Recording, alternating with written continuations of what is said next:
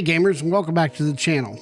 We're going to be talking about the game Vigor today, which has been already out on consoles for 6 years, but is coming to Steam as an early access game for $20. So I decided to take a shot and take a look at it and see what it was like, and see if it's worth your 20 bucks or not. Vigor is a post-apocalyptic game that takes place in Norway, and it was free to play over on Xbox when it first released for quite some time. But that's neither here nor there at this point. The more interesting thing to me is that the game is actually coming out of Bohemia Interactive. We're all pretty familiar with Bohemia Interactive at this point, so there's a level of detail to this game that surprises me because it's not as polished as you would think it would be coming from a Bohemia Interactive game. But before we go any further, my name is Gummerak, and I am a variety streamer over on Twitch, and I'd like to welcome you to the channel. If you're new here, go ahead and hit that subscription button, hit the bell notification to know when I put up a new video, because right now in the age of inflation, I've been working a ton of hours, so my videos are kind of sparse at the moment. The channel is now at 1,089 subscribers, and every thumbs up and thumbs down on the channel helps with discoverability. Thank you very much for your support. Now, Vigor is a game that I always saw my son playing on the Xbox out on the living room TV. And I would occasionally stop and see him play it and thought there were some interesting points to the game that I wanted to eventually play. It was pretty saddened to find out that it wasn't on PC at all. So I was pretty excited to try it when I found out that it was coming to PC via Steam, until I saw that there was a $20 price tag. Now, just to be completely transparent, I actually don't have any problems dropping $20 on this game. I had quite a bit of fun with it when I did try it, even if I do find it a bit lacking compared to other titles. But I happen to be one of a great many of people who believe that paying for access to an early access title that it was free to play on console because you ported it over just doesn't have a good look, and it's one of the major contributing factors to why the player numbers are currently so low. So it's not really that the company did anything wrong, more than the fact that I just didn't think this was the play if they really wanted people to be interested in it being on PC and either to develop the game. It just kind of makes it look like they're squeezing the rest of the life they can get out of the game before they fold it. Personally, I don't believe that that's the case because they've kept the game active for 6 years and there wouldn't be any reason to port it over to PC. But because the court of public opinion actually sees it in some light in that way, with people posting it on the comments inside of the Steam reviews, that's just how the game's going to be seen in its current light. I just really didn't think this was the play for this. At the end of the early access period is when the game will actually go free to play for PC again. So technically you're paying $20 in cosmetics to be able to play the game early for at least 3 months. And the good news is that it's actually a pretty decent port from console over to PC. They did have to do some rebalancing of the guns, they stated, and needed to make them feel more appropriate for PC. And I really wish they had put in some systems like they do on Scum and either to prevent some over-the-shoulder third-party peeking, but it is what it is. But I would have to say the strangest and most confusing thing about this game when it comes to the early access period is why the hell did they decide to put it into early access but not give you any of the co-op features whatsoever. Me and my friend Impossible Zulu 7 were trying to play the game together, and we couldn't do that because there's no co-op system to play like there is on the console version. So we sat there trying to get ourselves onto the same team in a 5v5 mode in the game, and just quite often wound up playing against each other.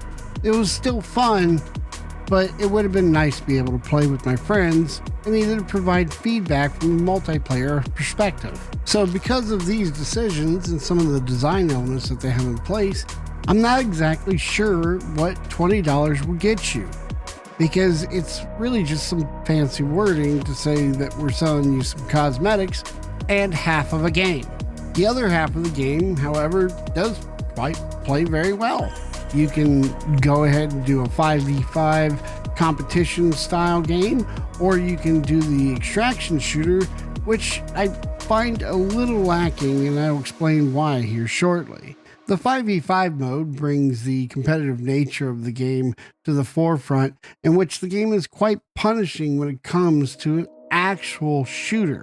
Guns feel robust and they hit hard and they bring down targets with ease. Some of that is a little bit ruined by the fact that you definitely can feel a console game ported over to a PC when you have the old style crosshairs that bloom out wide but still seem to land shots as you continue to shoot, and a flinch mechanic that flinches the gun up into the air, but as long as your crosshairs are still on the target, you can still shoot them. However, the game does still find things for you to do, such as your own base and building it up, which is done through all the materials and things that you complete inside of the game during the extraction mode and come out with. And those are used to provide you with a better quality of life in post-apocalyptic Norway. The game, however, doesn't do a real good job of holding your hand and letting you know some of the things that you're supposed to complete and the objectives inside of the game and what certain items do, such as the telephone. If you use a telephone in this game and somebody else answers, the two of you are now hunting each other down on the map, so you can expect someone to come out of nowhere at any point in time. Which brings me to the wonderfully and beautifully designed environment for the extraction mode. It falls short in gameplay because the maps seem rather small in comparison to other titles that are out currently. I don't know if that's a perception thing or my lack of playing as many of those games that are out today, and I'm drawing from a limited experience on that, or what, but that's the way the game feels to me when I play it. There appears to be 6 maps, and they all are very well done and optimized. The game plays beautifully well when it comes to that aspect. And there just seems to be some things that they need to tighten and button up when it comes to character movement and interaction with one another, such as the gunplay, which feels extremely dated at this point, especially compared to other titles. But it's hard to compare this game to other titles because it does have its own unique twists in the way that it handles things from a survival aspect inside of the game. It's relatively intuitive and relatively simple to figure out, unlike playing something like Tarkov, in which it doesn't hold your hand just like Vigor doesn't, but Vigor has a more intuitive experience when it comes to forward to backwards and understanding the game, where something like Tarkov, you could spend hundreds of hours in the game and still never learn the thing that you're stuck on. Additionally, the actual map itself seems a really short play before you extract because of the amount of either bag space or things that you can pick up before you even see a single person. Sometimes you can even extract without seeing a single person at all, which seems weird in a map that's so linear as the ones played in Vigor. At the end of the day, I actually enjoyed my time with it. I just wish there were some quality of life things that they iron out long before the game goes free to play, which brings me to my opinion on whether you should spend the $20 on it.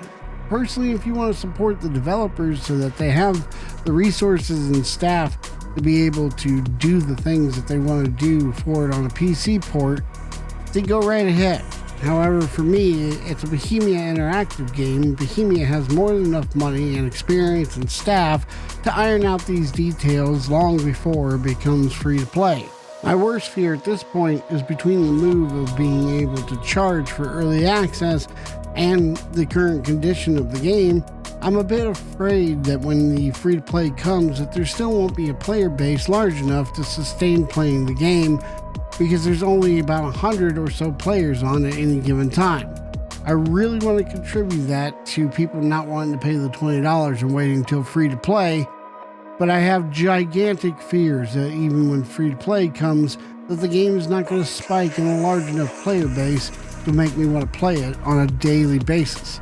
When it hits free to play, you know the thing that we say on this channel, there's zero reason to not play a free to play game if the free to play game seems like it's well designed. And Vigor is well designed for 90% of it. So I really think you should give the game a shot when it comes to that time frame when it goes free to play. Until then, Wait and see what the developers come with and how they patch the game before any decisions are made, unless you're familiar with Vigor or the video has convinced you to support the developers in some way. On that note, thank you guys very much for watching the video. I greatly appreciate it. And if you liked what you saw today and you liked my opinions, hit that subscription button, hit the bell notification to know when I put up a new video. I'll see you guys in the next one. Peace.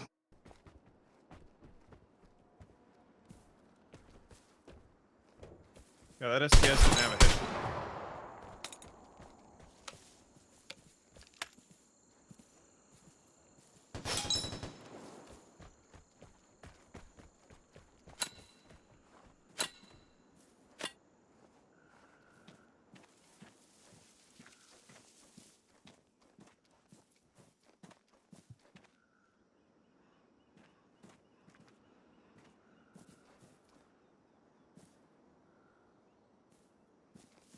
Dude, this shotgun, that guy here.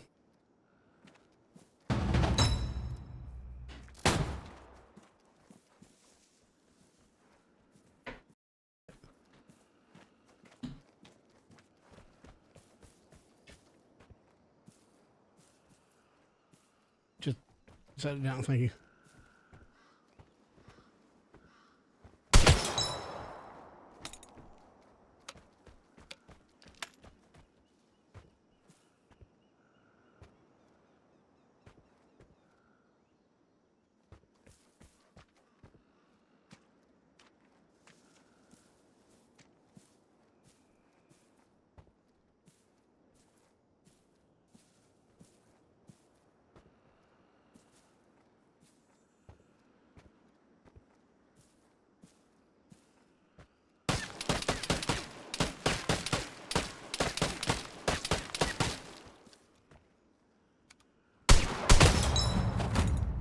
Okay, Gum's got his new favorite toy.